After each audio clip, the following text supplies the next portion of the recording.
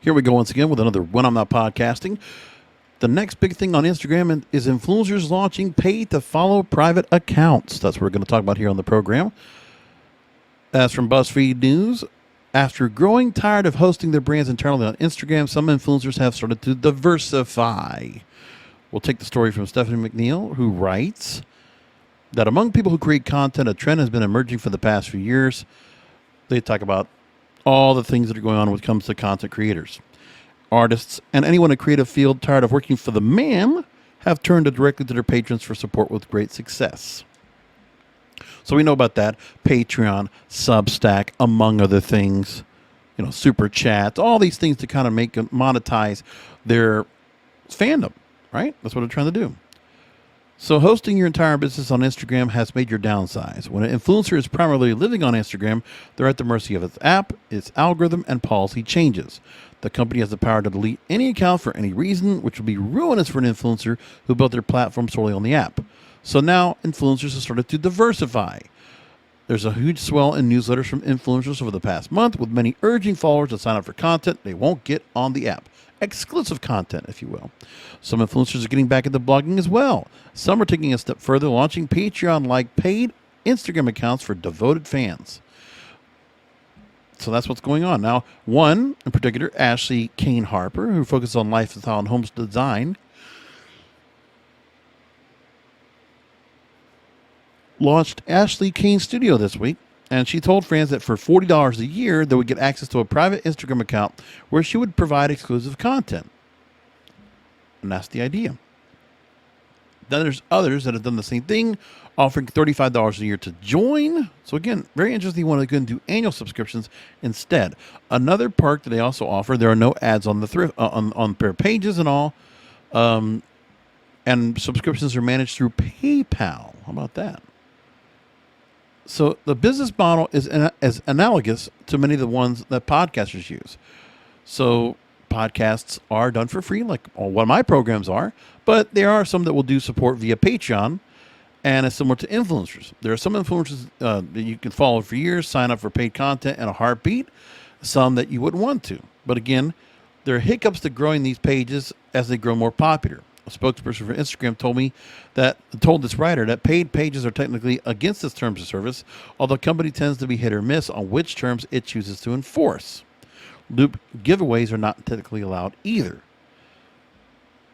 So the plan is that they hope that Instagram will create a subscription-based model on the app at some point, and some of them would like to be beta tested as part of this. But again, influencers aren't stuck in a spot where they're trying to go ahead and find their way to continue to monetize. Because again, where else can you go and do? And that's what it comes down to. Not everybody can go ahead and find themselves over on, a lot of things. Some people can't find themselves, like an agent or a manager that might catch on with them, things like that. And those are kind of things that people want to go and keep an eye on. But again, influencer culture is around. And another story I want to take from Marketing Dive, they talk about clout chasing accusations of influencer marketing. And marketers remain eager to tap into influencer culture. We're seeing that right now. I mean, funny, I just saw a story. What was it for some seltzer? Was it Michelob Seltzer, I think it was? And they just took the not the Buss It Challenge, the Red Silhouette Challenge. They put it as the new thirst trap. So somebody decided to go very social and viral with the ad, trying to get something out there. Very interesting to go and see that all together. Another story I want to go and bring up as well from Vox.com is the creator economy a dystopia. So influencers can now let fans control their lives for money. This is where we're at with things, right? So here's what we got as well. So what's happening now is that tech people are finally realizing that no one's going to use a new app unless there is a possibility of getting rich and or famous off of it. And a slate of platforms emerging are trying to leverage that demand. Here's another thing you didn't realize, okay? So there's some new ones now. There's a aforementioned Control My Life app called New. Although most of the content there seems to be more around polls, asking whether you find a certain influencer hot or not. Peer Pop, which you can pay popular creators to say, comment on your Instagram.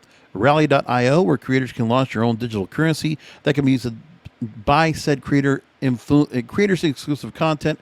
And Clout Market, which you can purchase NFTs, which is a new thing that's coming out right now, non-fungible tokens. They represent popular influencers whose worth rises and falls alongside their reputations. I haven't done an episode on NFTs. I really don't know enough about it. And I've dabbled a little bit in cryptocurrency, but really don't know enough really to kind of be dangerous about it.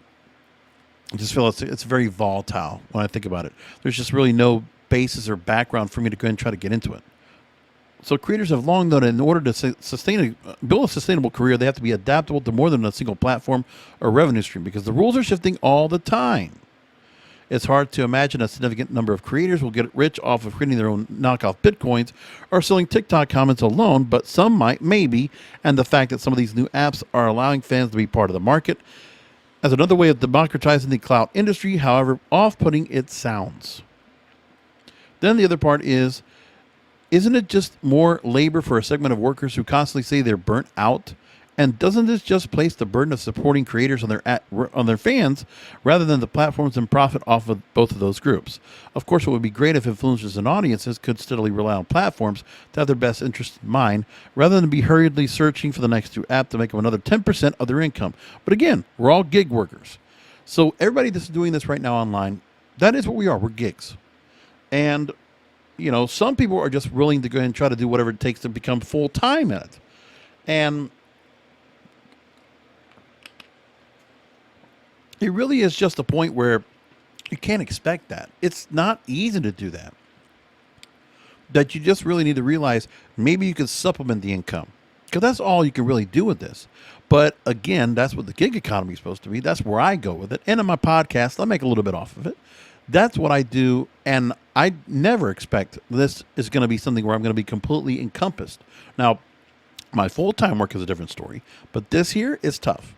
It's not that easy to go ahead and, really, you have to go ahead and find multiple avenues to go ahead and monetize to do it. But again, if you think you can go ahead and do it, and you can take multiple platforms and make some kind of an idea of how much you need to make, and think of how much content you can make it, and then you can find out how to reasonably do it, instead of trying to go ahead and climb to get to that peak of full-time income supplemented by your fans, then don't expect that. Remember, that's the thing you don't want to do. So I want to leave it there.